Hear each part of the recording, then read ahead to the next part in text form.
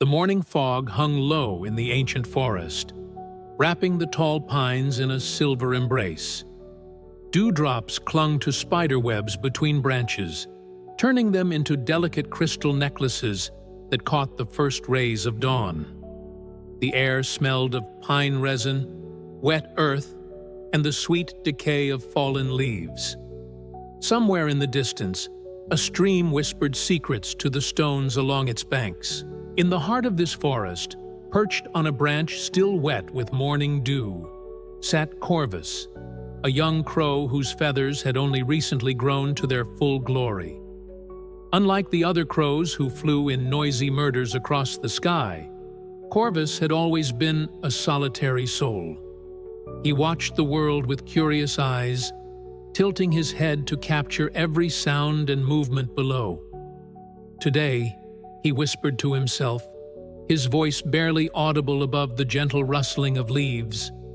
Today, I will find my true path. For as long as he could remember, Corvus had felt different. While the other crows followed ancient flight paths handed down through generations, something inside him yearned for a different journey. Each morning, he would watch his family take wing, their black silhouettes cutting precise patterns against the dawn sky, always following the same routes to the same feeding grounds. But not Corvus. He dreamed of distant mountains whose peaks disappeared into clouds. He wondered what lay beyond the great river that marked the boundary of their territory. He imagined landscapes no crow in his family had ever described. With a deep breath that filled his lungs with the crisp morning air, Corvus spread his wings. The muscles tensed beneath his feathers, and with one powerful push, he launched himself from the branch into the waiting sky. The wind caught beneath his wings, lifting him higher than he had ever flown before. Freedom! That's what it felt like as he soared above the treetops, the entire forest spreading below him like a living tapestry. His heart pounded with exhilaration as he turned away from the familiar eastern path his family always took, and instead pointed his beak toward the north, where unknown territories awaited. "Look at him," whispered a sparrow to her nestlings as Corvus passed overhead. "Flying alone. How strange for a crow." "He'll regret it," clicked a beetle to his companions. "Crows aren't meant to wander alone." But Corvus heard none of these judgments as he rode the thermal currents higher. His wings stretched wide against the limitless blue.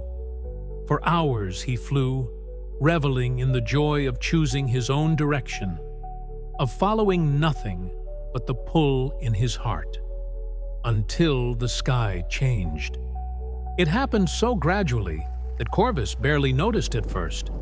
The bright blue darkened to slate. The gentle breeze stiffened into gusts that buffeted his wings.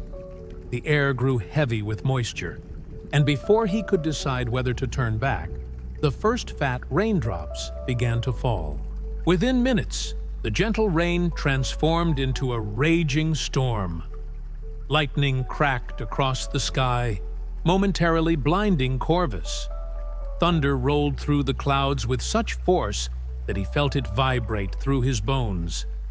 The wind no longer supported him, but seemed determined to dash him against the ground.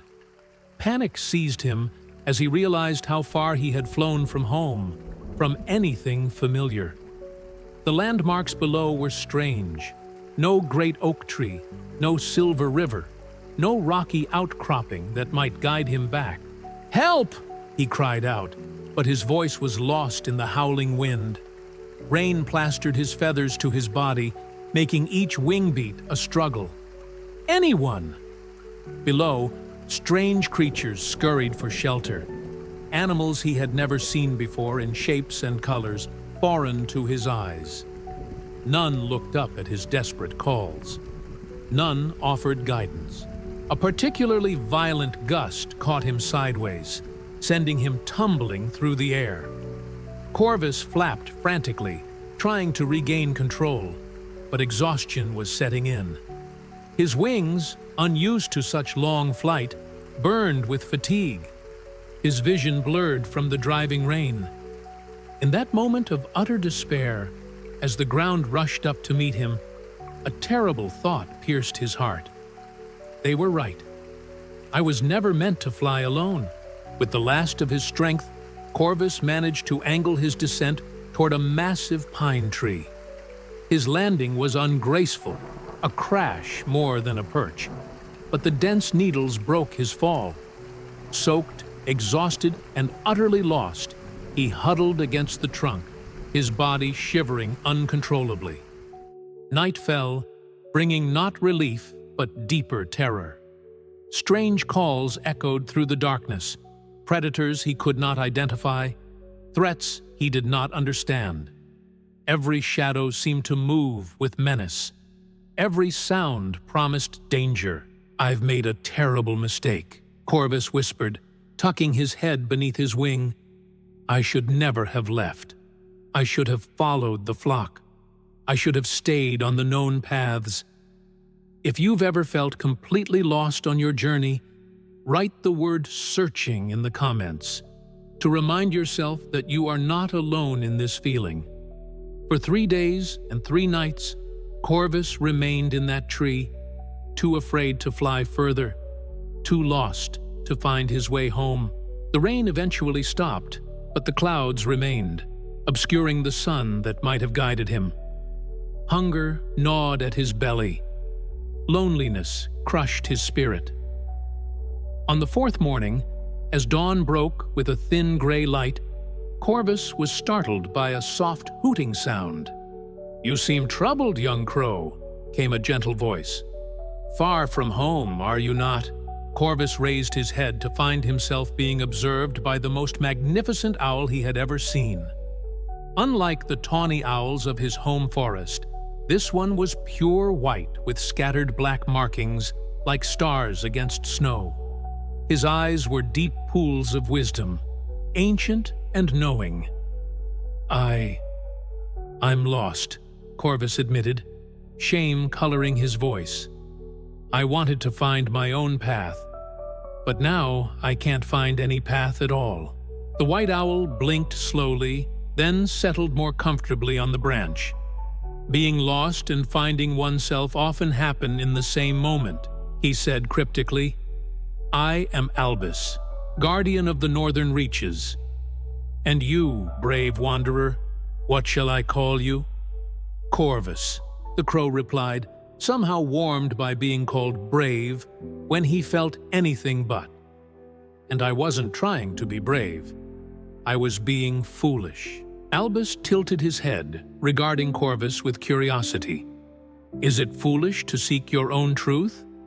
Is it foolish to question the patterns that others accept without thought? Tell me, young Corvus, what did you hope to find on this journey?" The question caught Corvus by surprise. What had he been seeking? Not merely adventure, though that was part of it. Not simply rebellion, though he had certainly broken the rules of his flock. He began slowly, finding the words as he spoke them. "I wanted to discover if there was a place where I belonged, truly belonged, not just because I was born there." Albus nodded, as if this answer satisfied him. "Then you are not lost at all. You are exactly where you need to be, at the beginning of finding yourself." With graceful movements, the owl reached into a hollow in the tree trunk and extracted a small, smooth stone. It was unremarkable in appearance, gray with faint white streaks. But when Albus placed it before Corvus, the stone seemed to pulse with a faint inner light. "This is a wayfinder stone," Albus explained, "but not the kind that points north or south or east or west. This stone helps you find your inner compass, the truth that already lives within you." Corvus eyed the stone skeptically. "How does it work?" "Place it against your chest, close your eyes, and breathe. With each breath, ask yourself not where you should go, but who you truly are. The answers may surprise you." Though doubtful, Corvus was desperate enough to try anything. He placed the cool stone against his chest feathers and closed his eyes. At first, he felt nothing but the weight of the stone and the rough bark beneath his talons. But as his breathing slowed and deepened, something strange began to happen. With each inhale, memories flooded back, not just of his recent misadventure, but of every moment in his life when he had felt out of place among his own kind. He remembered questioning the ancient flight paths when no other crow dared to ask why. He remembered being fascinated by the songs of other birds, while his siblings mocked their tunes. He remembered gazing at stars while others slept. With each exhale, he felt something release. The shame of being different, the fear of being judged, the desperate need to belong somewhere, anywhere. "Keep breathing," Albus encouraged softly. "Listen not to what the world tells you that you should be, but to what your heart knows you are." Breath by breath, Corvus felt a strange sensation building in his chest. Not panic now, but a quiet certainty. A warmth that spread from his core to the tips of his wings. When he finally opened his eyes, the forest around him seemed different somehow. Clearer, more vibrant. "I don't understand," he said to Albus. "I still don't know which way is home." The owl's eyes crinkled with what might have been a smile. "That's because home isn't always a place to return to. Sometimes it's a place you haven't found yet." Over the next several days, under Albus's guidance, Corvus practiced with the wayfinder stone. Each morning and each evening, he would breathe with it, asking not for directions, but for understanding. And slowly, the fog of his confusion began to lift. He learned to observe the moss that grew thicker on the north sides of trees. He discovered how to read the position of the sun, even when it was hidden behind clouds. He began to identify the constellations that wheeled overhead at night. But more importantly, he learned to trust his own instincts, to recognize the quiet voice within that had always been there, guiding him toward his true nature. "You see," Albus explained one evening as they shared a meal of berries and seeds, "being lost is not always a tragedy. Sometimes it's the universe's way of forcing you to find a better path than the one you were on." "But my family," Corvus said, a note of sadness in his voice. "They must think I'm dead by now?" Albus nodded solemnly. "That is the price sometimes paid for finding one's true self. Not everyone will understand your journey. Not everyone is meant to." On the seventh day, Corvus awoke before dawn with a strange certainty filling his chest. He knew, without being told, that it was time to fly again. Albus seemed to sense it too, for the owl was already awake, waiting on a nearby branch. "You're leaving today," the owl said. It wasn't a question. Corvus nodded. I think I know where I need to go now." "And where is that?" The young crow looked to the west, where the first light of dawn was just beginning to soften the darkness. "Not back," he said simply. "Forward." Albus hooted softly, a sound of approval. "The wayfinder stone, keep it with you. Not because you need it anymore, but as a reminder that you've always had the wisdom to find your way. It was never in the stone, it was always in you." With the stone safely tucked in a small pouch Albus had fashioned from leaves and spider silk, Corvus prepared for flight. This time there was no panic, no desperate rush. He stretched his wings deliberately, feeling the strength in them, the purpose. "Will I see you again?" he asked the owl, who had become his teacher and friend. Albus's eyes twinkled. "The paths of the wise have a way of crossing and recrossing.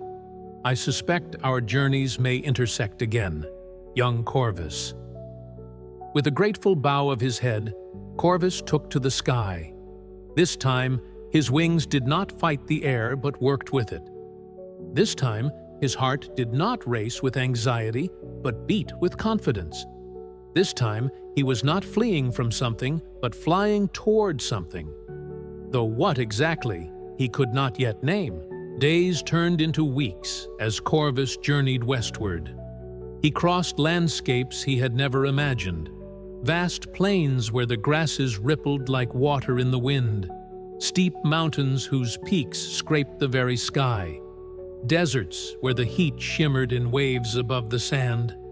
Each night, he would touch the wayfinder stone to his chest and breathe, reconnecting with the truth inside him.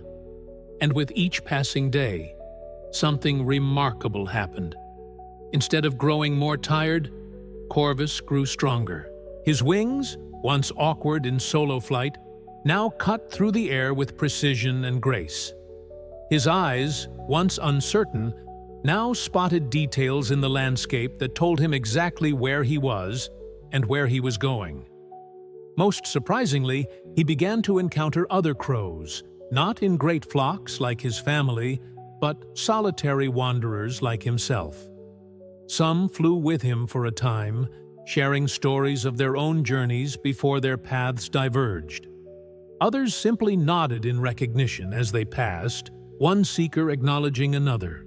It was on the edge of a vast, glittering sea, unlike anything Corvus had ever seen, that he finally understood. Perched on a cliff overlooking waters that stretched to the horizon, he realized he had not been seeking a place at all. He had been seeking his purpose. And as the realization dawned, so too did something else. Below him, nestled in a protected cove, was a small gathering of birds. Not just crows, but ravens, magpies, jays, all members of the corvid family, yet each unique in their markings and calls. They moved not in the rigid patterns of his former flock, but in a dance of individual expressions that somehow formed a harmonious whole. With his heart pounding, Corvus descended toward them. Would they reject him? Drive him away? Instead, they welcomed him with curious calls and respectful space, neither smothering him with attention nor ignoring his arrival. Another explorer joins us, said an old raven whose feathers had faded to a dusty gray. Welcome, wanderer. What winds bring you to our shore? I was lost, Corvus began, then corrected himself. No, I was finding my way. The old raven cackled, a sound of delight rather than mockery. Ah, the best kind of journey.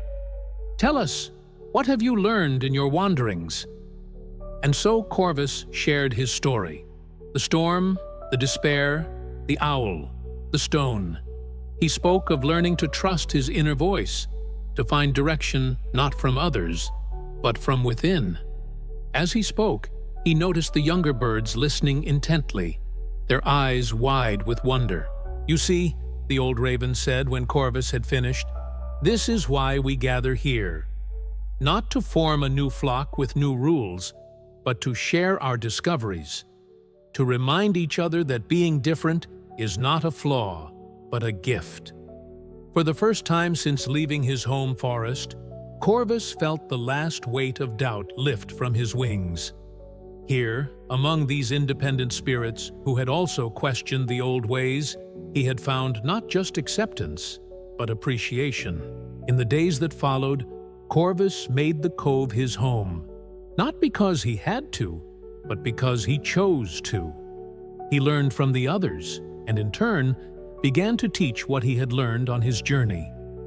When younger birds came to him, confused and questioning as he once had been, he would share with them the breathing technique Albus had taught him. He would remind them to listen to their inner truth. And sometimes, when a particularly troubled soul arrived at the cove, Corvus would take them aside and show them the wayfinder stone. The magic is not in the stone, he would tell them, echoing Albus's words. The magic is in you. The stone is just a reminder that you already possess everything you need to find your way. Years passed, and Corvus's reputation grew. Birds from far and wide sought him out for guidance.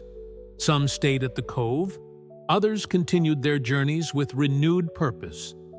Corvus himself continued to explore, no longer afraid of getting lost, because he now understood that being lost was often the first step toward being found. And on one misty morning, as he perched on his favorite cliff overlooking the sea, a familiar hooting sound made him turn his head.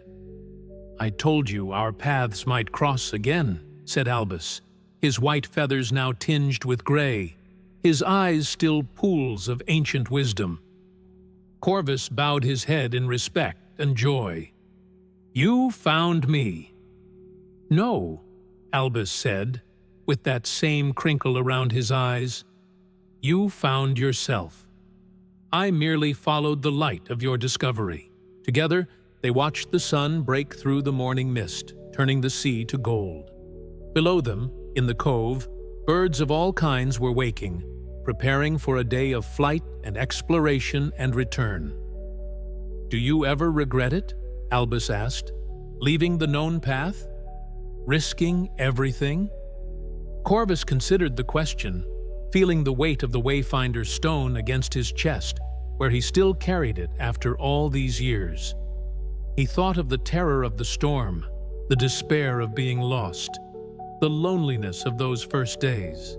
Then he thought of all that had come after, the strength he had discovered, the friends he had made, the lives he had touched. Sometimes, he admitted, the path of truth is harder than the path of conformity, but it's also infinitely more rewarding. Albus nodded, satisfied with this answer. "Remember that, young teacher, and remember to teach it to others. For in a world that constantly tries to make everyone follow the same path, the greatest act of courage is to follow your own." As the sun climbed higher in the sky, casting long shadows across the water, Corvus spread his wings, stronger now, more confident than ever before, and launched himself into the waiting air. Below him, several younger birds followed, not in formation, but each finding their own current, their own rhythm, their own way. And in that moment, soaring between sea and sky, Corvus understood the final truth of his journey. Sometimes, getting lost is not a detour from your path. Sometimes, getting lost is the path. The only way to discover who you truly are and where you truly belong. Sometimes, losing the way is the beginning of freedom. If this story resonated with your own journey of finding yourself, please subscribe to Storybox Sage and share it with someone who might be struggling to find their own path. Remember that being lost is not always a tragedy. It might just be the universe's way of helping you discover where you truly belong.